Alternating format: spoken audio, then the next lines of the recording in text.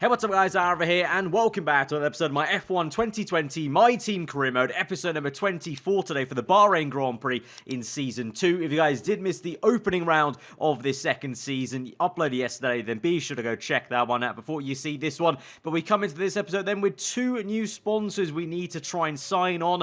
They've expired from the kind of back end of last season into this one, and obviously the car now is in a better place where we could potentially go for some different sponsors. I say that potentially because the first sponsor we're going to pick is actually going to be Sudo once again, because it is actually a very good sponsor. You know, getting a fastest lap in a session is just easy to do. It literally takes, you know, the time length of one lap in FP1 on the softest tyre, and it's a decent amount of money. And to be fair, although the car has improved, it's not improved enough to achieve a lot of these sponsor goals of getting into first place for a number of laps. Even scoring 33 points as a team is quite difficult right now, as a, you know, because we're not, you know, right up there on the sharp end on the podium regularly, and I'd rather go for goals that we can actually get rather than trying to set ourselves too high, because of course we just want to earn that money. That's the important thing here. So it's better to actually earn just a slightly bit less, but every single time earn that money, than rather trying to go for the big payout every other race or every 3 races. So we'll pick Sudo, but one difference will be the other sponsor that we're going to go with. It's going to be in the form of Cassandra, achieving a top 4 finish in the race. We did that last episode. I'm confident with where the car is and where SAINZ is, basically. If I can't do it, I think SAINZ can as well. So there may not be races where both of us are at the sharp end. I don't think there will be, because there will be there's got to be a few races here and there where, you know, the strategy goes wrong, you know, something happens, you know, it's F1, anything can happen, but hopefully at least one of us will always be in the top 4. I think that's what we're aiming for, really. If we're trying to go toe-to-toe with Racing Point, Ferrari, McLaren, Red Bull, we kind of almost have to have at least one driver within that top 4 vicinity. So that's why we've gone with Cassandra. Anyway, towards the Bahrain Grand Prix, only 2 days in it on the activity timeline, so not much to choose from. So I thought I'd just go with weight training and improve SAINZ's pace even more, basically. I'm pretty sure at this point we've done more training to SAINZ effectively than we ever did with Schumacher or Aitken. I think Aitken we did it once or twice, and then SAINZ obviously got the full brunt of the personnel on the HQ, and then we did that 5-day training before Australia even came and went. Well, we're now going to talk about HQ upgrades, because we have a decent amount of cash. I've spoken about wanting to have enough cash to re-sign SAINZ, you know, from the get-go, really. You know, I'm not talking crazy amount, but just make sure we're hovering around the 5 million mark at least until we get towards halfway through the season, where we then have to save up that extra maybe 2 million to make sure we can re-sign him. But we do have enough money to potentially buy one more upgrade, and looking at what we had, we've already upgraded the chassis and engine power to a decent level. The aero's just there, but -1, which is the quality control. If I upgrade that, then literally we've got the same upgrades on all 3 performance-based departments there. So I thought, just for the sake of keeping everything level playing, but also I didn't really know where else to go, really, because you've got maybe, yeah, fabrication for the other HQs, but at this moment in time, I don't actually need more than 2 upgrades on the go at the same time. At the moment, 2 on the go is fine. We don't need 3. We're going to go ahead and purchase another engine upgrade. We've got that major pure engine power upgrade coming in for next episode, the Vietnam GP, and then we've got potentially these 2 different ones we can choose from, a minor ERS update or a minor fuel update. We're going to go for the ERS one, as that's been, you know, obviously something that I've always longed for through the entirety of Season 1, was just being able to use Overtake mode a bit more and hoping that the car harvests more energy for us to use that mode more often to just attack people, but also to close up the cars. We have the option of rushing it, but there's no point, because either way the stand development will come in for Vietnam, so no point risking it. We'll just go for the standard development, 700 resource points there, and so hopefully it's going to be a double whammy of upgrades coming in for Hanoi, and obviously we've also got that minor chassis upgrade that's also going to come in for that time. So it's actually going to be 3 different upgrades coming in for Vietnam, so we should hopefully go quite well actually there. But obviously that's then, we've still got the Bahrain Grand Prix to go through, and so we're going to go through onto the race weekend and talk about, finally, just before we get into the racing action, the R&D chart and where we stand, because those upgrades now finally confirmed in that we got last episode into this one essentially. And in terms of where we stand, as you can see, it is very, very close on paper between ourselves, Red Bull, Racing Point, and McLaren. Ferrari do improve a little bit here at Bahrain, which is good news for us because Mercedes plateau, and in terms of the sake of the AI Championship fight, which I don't think we're going to be in this season. We might, ruffle a few feathers, but I don't think we're going to be in the Championship fight exactly. So for the sake of, having that being a little bit interesting in the background, it's good to see Ferrari are improving at least to try and close that gap. The hope is that all of us will try and close that gap to Mercedes. But the graph actually makes it more surprising how poor McLaren really were last episode. Obviously, they got knocked out in Q2, so let's see if it's any different here. But I expected them to be right up there with Racing Point, where Albon pretty much was, and obviously he got a podium last race. So that was, we'll see how it goes at Bahrain. It's a power circuit. McLaren is still the second best team on the grid for engine power, so that may change things. And then for us, I said it in the last episode, we went very well at Bahrain in Season 1, and that was only my second race on this game in this game mode. So I actually have really high hopes for what this race could be for us today. Obviously, we just missed out on points in Season 1. This time round, we're hoping for some very high points. And so with that, we're transitioning into Q1, the first part of qualifying here under the floodlights, of course, for the night race around Bahrain. So Saturday, time to get the job done. It was a good day for us on last episode on Saturday. Obviously, qualified well. Hopefully the same again here, but you never know. Bahrain has always been a little bit tough sometimes against the AI, but let's just make it through into the second part of qualifying first, and then we'll take it from there. But I got to say, that first run wasn't actually that great, so I've had to go on to another set of soft tyres just to make sure we get through a P14 only, and I was not convinced that was going to be enough for us. So a little bit annoying that I had to burn a fresh set essentially in that second run in Q1, but I'd rather be safe than sorry in terms of not getting knocked out there. So we make it through. SAINZ in the end actually down in P11, so even we could have maybe played it close. I'm not too sure, but I didn't want to risk it. Obviously the times were mega close at the bottom there, and I'm sure they will again be for Q2, but this time now we only have one run to do it. So we're here at the end of qualifying. There's only 30 seconds to go in this session before the checker flag falls. We're down in P16, yet to set a lap time, so putting a bit of pressure on ourselves, I know, but obviously there's no point running on a set of worn tyres, I thought, on the softs, at least in Q2 here, because remember, whatever set we run here, we'll have to start on in the race. So, God forbid if I make a mistake on the fresh set and have to end up using the worn set even further, that would just be a calamity. So we just go out there, try and do the best job we can, and across the line. It was a pretty tasty lap time, I thought, and we're up in P6, and it is enough for us to get through into the top 10 shootout, and it's pretty level pegging with SAINZ, so that seems to be where the car is, or at least it's good news that I'm not losing a lot of time to SAINZ over one lap, and he's not losing time to me, so that's good news for us. And once again, Pierre Gasly does a mega job to get his AlphaTauri in the top 10, considering where AlphaTauri are on the R&D graph there. Albon makes it through, Stroll does not, so he's done a good job for Racing Point, and both Red Bulls this time make it through, so not a big calamity for the Austrian drinks company team. But again, McLaren not showing up yet again, so we definitely made them weaker by signing SAINZ. We definitely did them a number, because Ocon's a good driver, but clearly they're missing SAINZ, because at least one of their cars was always getting through into Q3, if not both. So I don't know what the deal is for them going from last season to this one, but you've been riding on board with our one and only flying lap here in a top 10 shootout. It's been a pretty decent sector one. We lose a little bit of time here and there down the hill. That wasn't the hairpin, and also this left-hander always seemed to lose a bit of time versus the AI, but hopefully not too much, and we can regain it a little bit in sector 3, chucking the car through for a bit of an early apex there, get on the power as early as we can, use the exit space on the left, and then open DRS to the line. And what is it going to be in the bottom left here on the grid? And it is P4. That is a marvelous qualifying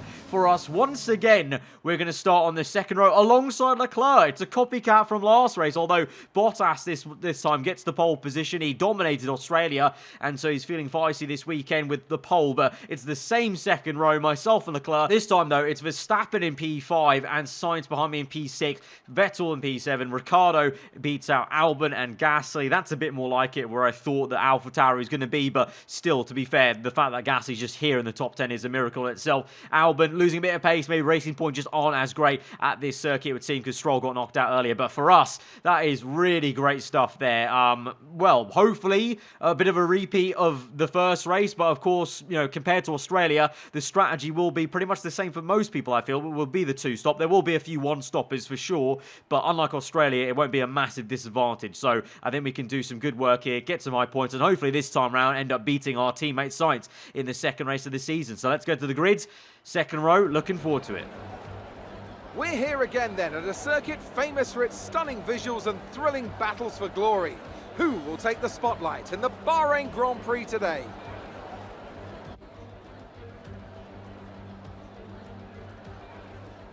There's no shortage of passing opportunities around the 3.36 miles of the Bahrain International Circuit, with the best at turn 1 of course, and then another soon into turn 4.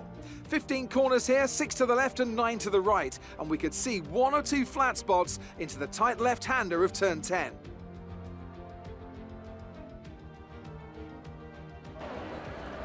Joining me for today's race once again is Anthony Davidson. Can I get your take on Ferrari? We have a number of changes to the aerodynamic regulations this year, and the SAINZ haven't looked good for them so far in terms of getting to grips with those changes. It doesn't look promising for them so far.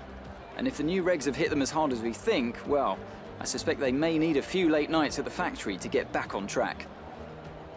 Let's run you through the driver grid order for today's exciting race. Valtteri Bottas lines up on pole position, with Charles Leclerc alongside. Looking at the rest of today's grid, we have the owner driver, Verstappen, Carlos Sainz, and Vettel, Ricciardo, Albon, Gasly, and Lando Norris. Perez, Hamilton, they've taken a grid penalty. Lance Stroll and Giovinazzi, Kvyat, Ocon, George Russell, and Kevin Magnussen. Matsushita, Grosjean, Aitken, and Nicholas Latifi. It's almost time for those 5 red lights to go out. Then let's see who can prevail today. So it's pretty bad luck here for the reigning world champion. Hamilton handed a grid penalty early days in this championship, so he's down to P12. So we are actually moving up into 3rd place then on the grid, and Leclerc is now on the 1st row. And Bottas has a great chance to extend his lead even further, because Hamilton's going to have to do a load of overtaking here to try and even catch back up. But strategy-wise, you can see for us, recommended 2-stop for both. Obviously, last season we got quite lucky with a virtual safety car to help us out, but it also was the better strategy. We were very quick at the end, and I think we can kind of almost emulate what we did last episode at Melbourne and be that rapid and overtaking traffic when we can, and the traffic will help us out as well, maybe close up to some of our rivals. But from P3 on the grid, looking forward to this one. We nearly got points here in Season 1. Could we maybe nearly get a podium? I'm not too sure. Here we go to 5 red lights. So the Bahrain Grand Prix, and we're underway. It's a pretty decent getaway for Leclerc there, but then in the second phase of the start, Bottas clambers back the lead in first. We use overtake mode, but into turn 1, not too sure where to go, and ram our outside. It's a big dive bomb there from Sainz and Verstappen. We get swamped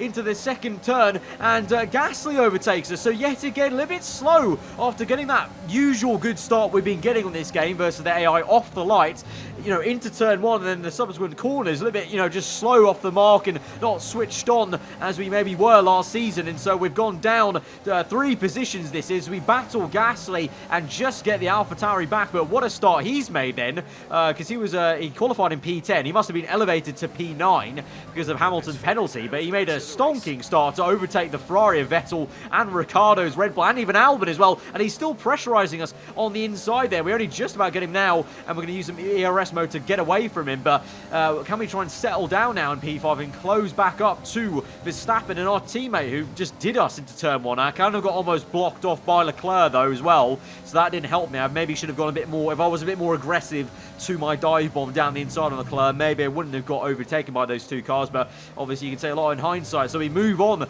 through this Grand Prix then, and this man Valtteri Bottas in 1st place, Leclerc in 2nd, the Ferrari, and still it's Sainz in 3rd, pressurized though by Max Verstappen in 4th place. But crucially, obviously, we've seen on the engine graph, we've got the more powerful Honda engine in the back of our car compared to the Red Bull, so hopefully Sainz can keep him at bay and we can start to close up a little, but to be honest, as it stands right now visually, it looks like the gap is pretty much the same there to Verstappen. This is a few laps now into the race. This is behind me. It's Vettel, Ricciardo, and Hamilton there making their way through. So Gasly's really dropped off in this Grand Prix then. He's behind both racing points of that's Albon and then Lance Stroll making his way through. He's on the mediums, and then you've got Sergio Perez on a set of mediums as well. The other AlphaTauri, of course, we haven't seen too much of Perez in his new car really, and then pretty much everyone actually looks like is on medium. So all these cars, they're going to be doing a one-stop, I'm pretty sure. Mediums onto hard. So that's going to be quite tricky for all of us from Albon upwards on the soft tyres. You know, we're going to have to try and make our way through. There's going to be no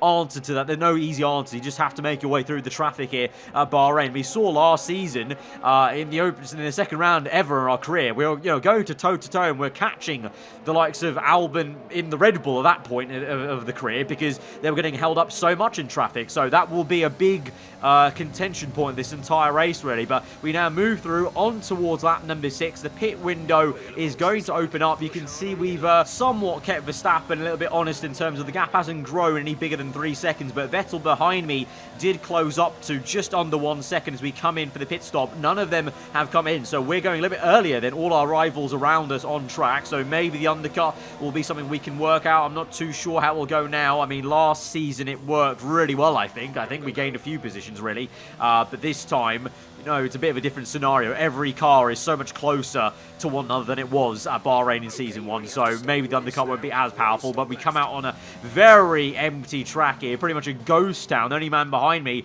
is Gasly, who made an even earlier pit stop there, and looks like he's actually massively behind, so I think he had some sort of issue then in that first part of the race. But now here we come through lap number 8, and we go round the outside of Vettel and only just keep ahead of him there. So the Ferrari man actually did some good work in clean air and went longer than us on that stint, but actually gained on us, and we only just cover him off there. Ahead of us is SAINZ, who has been overtaken by Verstappen. Not too sure if that happened in the pit stops or if it was an on-track overtake after, you know, we cut away from my pit stop, or onto my pit stop rather. So not too sure about that, but either way, the Red Bull is ahead of our teammate, but then ahead of them, you can just see this sea of cars that we all have to get through because all these guys are running one less stop. So we've got one more stop to make, they've got one more stop to make, so it's either getting through them or being stopped behind them. So this is where the fun might begin. It was a very bland first stint, I can't lie. Not much happened after that first lap, but now this is where the action might occur, because on lap 9 we're starting to gain on SAINZ of Verstappen, and the gap 1.9. It was 2.5 before, remember, in stint 1,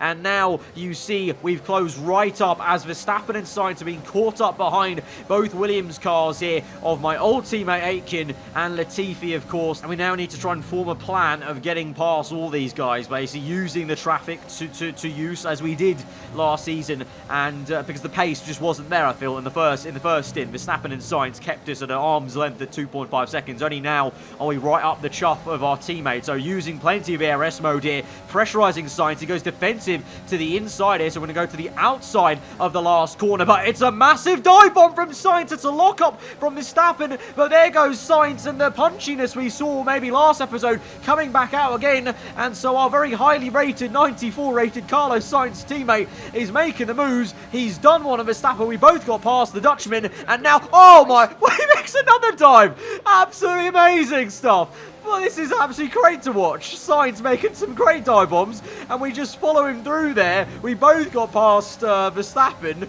and then we both got past Latifi. It's teamwork at its best here, but I'm not just sitting back here just waiting for Sainz to make the dive, and I'm just going to follow him through here. So this is wonderful. So this is what you get when you have a 94 rated teammate that you've trained up here in this My Team careers. We now go for another one maybe, as Sainz wastes no time getting Aitken into the last corner, and he's actually going to hold it through though. Aitken, he gets a great exit, to be fair to the Williams driver. So our two current teammate and our former teammate side by side, we go 3 wide with them, and we're going to overtake both of them there. So that's a really successful bit of the Grand Prix then for us to overtake not only Verstappen but also our teammate whilst we're clearing the traffic as well. And now we can try and use this clean air to push away and try and keep Sainz at bay, if that is something that's possible, basically, because I'm not too sure. We'll actually continue to close up to slower cars on this one stop. Lap 13 is around their first pit stop time, I would say, and right on cue there goes Grosjean, as well as Matsushita in the Renault, Giovinazzi, Norris as well, Stroll I'm seeing on the top left there.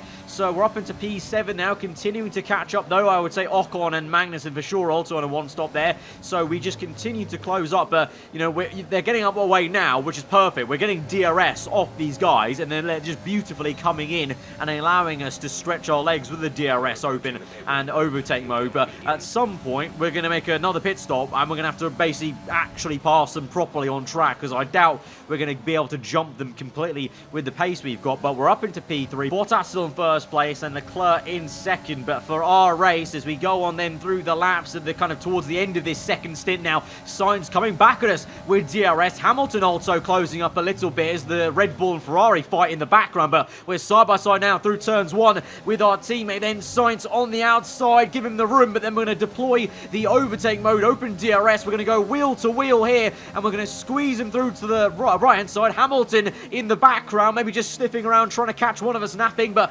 hopefully, hopefully we can just make this fight work, and we can still stay ahead with both of us ahead of the Mercedes car, because obviously that'll be a massive win if we can finish ahead of one of the Mercs today. And for now, we do that as we slot in ahead, and SAINZ just gives up the position. And like I said, it's going to be a very close time for us to pit now, because we move on to the end of the lap, and the pit window is going to open up here on this next lap 17. Hamilton actually comes in on the top left there, so the Mercedes trying an undercut. I don't think it'll work, actually, to be fair, because it looks like the undercut's a little bit less powerful this season compared to the first. And so we'll come in on that lap number 17. SAINZ continues on for one more lap, as does Ricciardo and Sebastian Vettel. So the kind of lone man in the top 10 here coming in for the pit stop. Another set of yellow wall medium tyres that will see us through to the end. But on the right-hand side or left, depending on which way we're looking at in terms of the camera, you can see a load of cars going down the pit lane. You know, the likes of Alfa Romeo, Renaults, McLarens. We're going to have to overtake those guys. So this is going to be another tough end to the Grand Prix. We're down in P16 in this race, just ahead of Hamilton there. So once again, we just cover off a top car just after a pit stop there. We did it with Vettel in the first one and Hamilton here. But we're P16. We've got 11 laps to go. So this is technically an even bigger challenge than the one we had at Australia, to come back through on fresher tyres to get the high points paying positions we so desire. You've got to remember though, maybe compared to Australia, these guys have been on the hard tyres now for 5 laps. They're not very great tyres around this circuit in my opinion, so we should be pretty quick, and we're going to go for a very punchy move on Ocon there, a little bit too ambitious as he switchbacks as we make some contact with the Frenchman in his new orange and blue colours for this year, and we're going to squeeze him out though up the hill and make sure we get that P15 locked in, our teammates in. So SAINZ is going to come out, I would say somewhere behind us, maybe hopefully just ahead of Hamilton,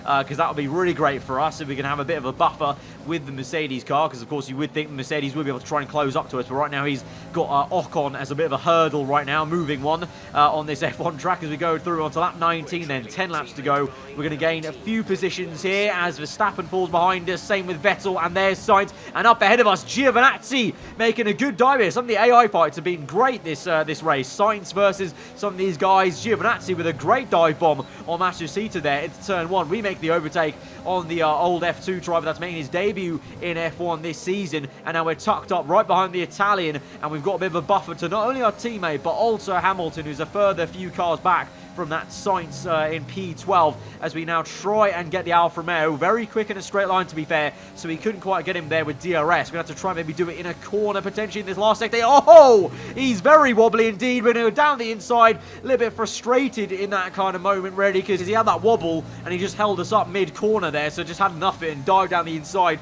That was a very unorthodox place to really make an overtake. Very hard to make one usually at that corner unless you have a massive difference in tyre wear delta, which I guess technically we do as we move through onto a new lap. Ricciardo is in, so we'll get one more position there. So to be fair, we've actually jumped a few people obviously in the pit stops that were yet to come in, so it wasn't maybe as dire as Australia, because we're up into P8 now and we just get a move on, get our head down now, use the clean air and close up to the cars ahead and just pick them off one by one when we can. And that's exactly what you're going to see right now with Kvyat in the Renault, running pretty high to be fair, and his new team, the new team leader of Renault technically, because he's got an F2 teammate there, so he's made a bit of a backward step I guess in his career, but he's gone for a team which he can be the team leader of. But the Renault very slow, it would seem, at this part of the season. A bit of a shame to be fair, because obviously at one point we were, well, this time last season remember, we were scared about being overtaken by Renaults and McLarens, and now we're attacking them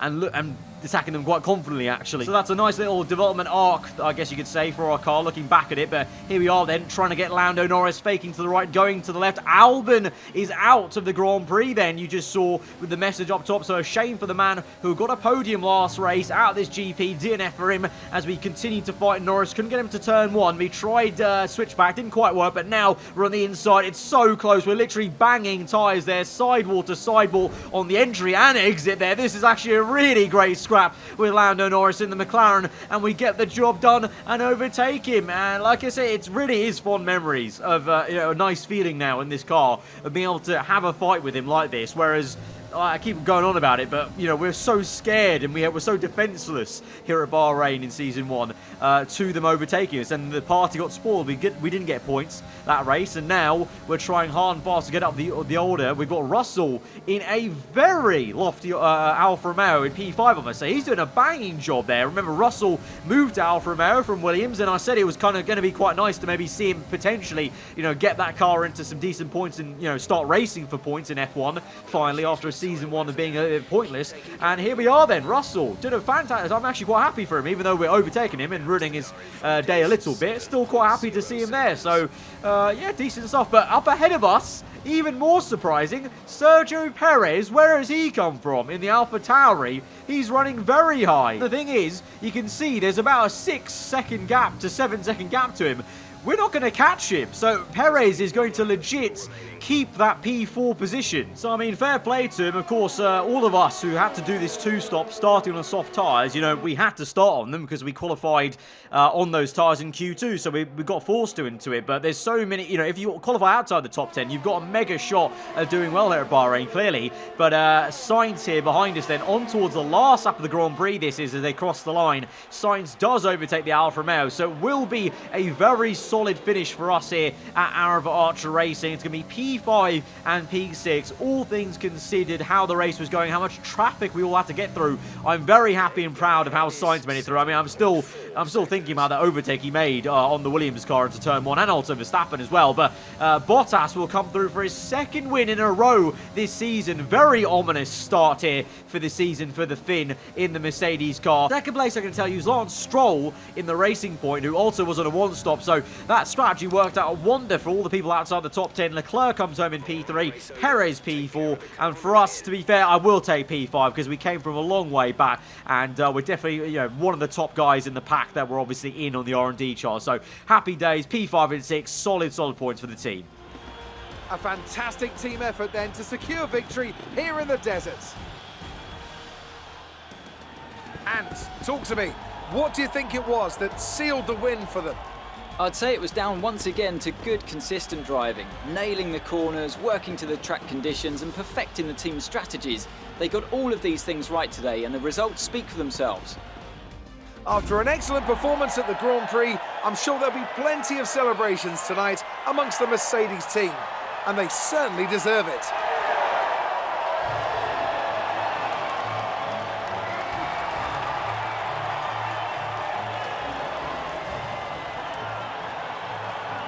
So yeah, there you have it, the final race results. A very weird podium once again with Stroll in second place. So Racing Point flying high, improving from P3 with Albon last race to P2 there. But Sergio Perez has done a madness there in the AlphaTauri as well. We saw, if you look back at in this same episode, back at that R&D chart, AlphaTauri really have no business being up there, but they are, and they're doing a decent job. But for us, we're consistent. We're up into P3 now in the Drivers' Championship. You can see we're already quite some way away from Bottas. Even Hamilton is, to be fair. Hamilton needs to do some work, but it very much is basically the only man who can stop Bottas is going to be Hamilton. So really, for the sake of the AI Championship, Hamilton needs to pull his socks up. Or obviously, if Ferrari want to get involved again and maybe not bottle it this time, they could get involved. But for us in the constructors, we remain in P2, but it's such early days, so let's not get ahead of ourselves too much. But you can see AlphaTauri are ahead of Red Bull in the standings. I mean, they're on the same points, but they're ahead on positions they've got. so far. That's just crazy. So they're really punching above their weight, and I guess that's maybe a good reason why they signed Perez to, you know, add a good addition to Gasly, who was already quite good last season. Ferrari try and climb back up after a bit of a disastrous first race with Vettel spinning, of course. Then Racing Point in third, keeping us quite honest, and we continue that rivalry with Albon. We continue to actually be beating him because he actually DNF'd out this Grand Prix, so we get a whopping 3 rivalry points on him. So that will be very useful, because I still feel that, you know, when nothing's gone wrong for him, he is a very, very quick driver, actually, it would seem, that Racing Point car. So we need those extra points to make sure we get that extra acclaim for our own personal driver. But at the end of that one, we get $1.27 million in bonuses. Although I actually only just realized this now, looking back at this. The sponsor goal is achieved top 4 a finish during... I'm not reading that wrong, right? So somehow we've got that bonus, even though we technically didn't do it. So that's... I mean, I'm not going to complain. Cassandra, that's their issue, really. So thanks for the free money. Always love it. That's about nearly $500,000 they've given us in free money. So thank you very much. Not going to complain, but that technically, I don't know why that's brought us in. But anyway, moving on. That means we get a nice total of 10.59 million. So maybe just enough to do another upgrade, actually, next episode, you know, because that will take us to about a total of 5 million if we have a $5 million upgrade at the start of next episode. So a very fun race again. And my word, I was impressed by SAINZ last episode, very impressed by him this episode. Some of the moves he was making as an AI car was really quite something there. But guys, if you did enjoy that race and episode, then be sure to hit that like button. Let me know what you thought in the comments below. If you are new around here, then do get subscribed for weekly Formula 1 content. I've been aarava. Hope you guys enjoy us today. I'll see you guys next time. Goodbye.